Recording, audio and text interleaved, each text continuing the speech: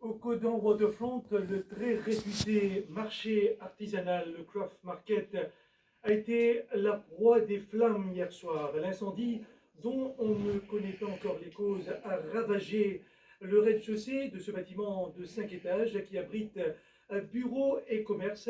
3 employés qui s'y trouvaient, piégés par la fumée, ont pu être sauvés. Le récit signé Selvina Sungili, Vishal Baga et Vishal Doyal. À l'arrivée des dispositifs de secours, 10 minutes après que l'incendie a été déclaré, les flammes avaient déjà envahi le rez-de-chaussée du bâtiment, plongé dans le noir. Mais plus inquiétant, ces silhouettes que l'on pouvait distinguer sur l'un des balcons du 5e étage. Très vite, l'information circule, 3 personnes sont piégées par la fumée. C'est là 3 du monde qui viennent là-haut. Des du monde qui travaillent dans le métro, au 5e étage. C'est une sécurité guard, ils montent le toit là-haut, ici, ils viennent travailler. Celui qui est responsable de la sécurité du Codan, il vient contacter tout Internet de sa bâtiment-là. Et sur Internet-là, tout ça, du monde là, c'est faux. Le service de celle-là pour retirer la personne de sécurité, le roof, les sont sortis depuis le 5e dans le roof d'un placé. Et aussi, le 5e étage, ça des personnes-là, nous servi la corde avec l'échelle pour nous capables de tirer, amener au bas. Seulement, là, nous pouvons avec vous, encore identifié au rez-de-chaussée, sur les mezzanines, nous, l'équipe pompier, peut continuer le travail dans 3 secteurs. Les autres peuvent combattre Tifela. Et Tifela n'est pas encore sous contrôle. Nous ne pouvons pas finir ce terre-là. Nous pouvons passer la nuit ici. Et c'est l'opération qui peut terminer peut-être demain dans la journée. Parce qu'il y a trop beaucoup de débris, il y a trop beaucoup de sauf la moitié de l'eau.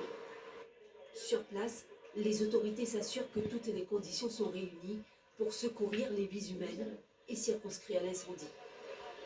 Le plus important, c'est que c'est la 3e monde qui drop, donc une récit sauf sa 3e monde. On fait causer avec monsieur qui arrive, donc on vient rassurer qu'il n'y a pas de personne à l'intérieur. Donc le recherche vient continuer jusqu'à ce que nous sire qu'il n'y a pas de personne à l'intérieur.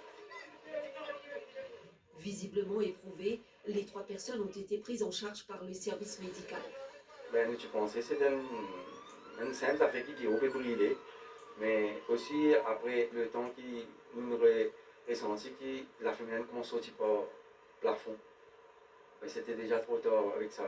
Quand c'est la fumée qui finit peut pénétrer là.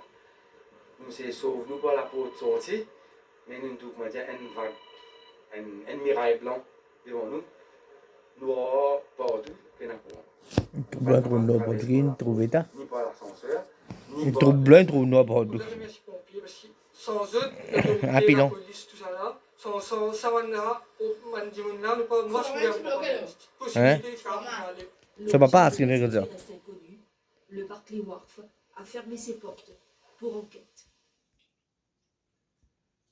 Une équipe de sapeurs-pompiers est toujours présente au Codan pour veiller à ce qu'il n'y ait pas d'autres incendies. La Firefighters Investigation Unit enquête sur les causes du sinistre. Les bureaux dans le bâtiment qui a pris feu resteront fermés jusqu'à nouvel ordre, selon Tessa de Chalin, Head of Marketing au Codan Waterfront.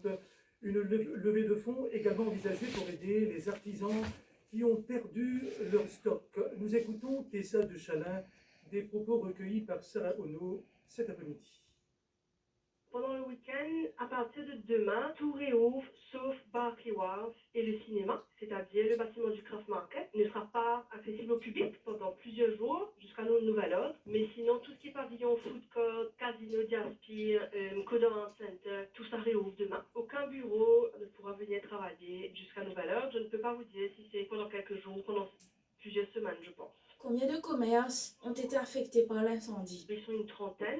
On sort justement d'une réunion avec eux à l'instant. Il y a beaucoup qui ont tout perdu, il y a beaucoup qui n'ont pas d'assurance, qui sont vraiment dans une situation difficile. On met tout en œuvre pour les relocaliser dans le Codan pour qu'ils puissent quand même travailler pour décembre. Mais malheureusement, il y a beaucoup qui ont perdu tout leur stock. On va peut-être faire une levée de fonds, nous avons visionné les caméras, nous attendons. En fait, il n'y a pas d'électricité, bien entendu. Nous avons besoin d'électricité pour attendre le rapport du panneau d'alarme qui se trouve au 5e étage et ce rapport va nous dire exactement ce qui s'est passé. On attend ça avec impatience pour pouvoir finaliser l'enquête.